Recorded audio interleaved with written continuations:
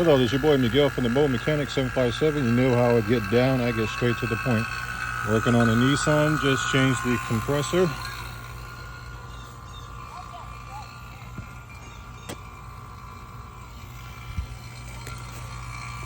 One of the main things you should never forget is when you do a compressor and you do any kind of AC units or anything on AC and you open up it to the atmosphere, always put it under a vacuum.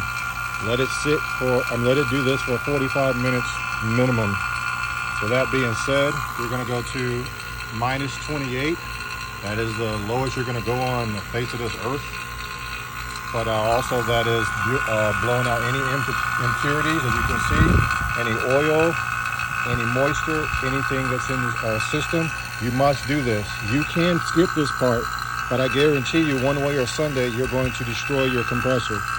They're going to ask you certain questions if you decide to ask for a warranty on the compressor or where you bought it from and you installed it yourself. They're going to ask you, did you do certain steps and did you replace certain things, and you avoid your warranty if you just choose not to do this. I care for you guys, and I want this to be longevity. I don't do anything that I wouldn't do for myself.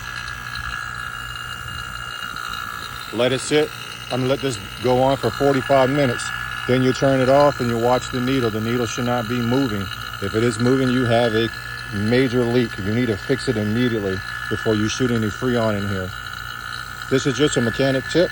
If you like this video, please like, subscribe, and share. Thank you.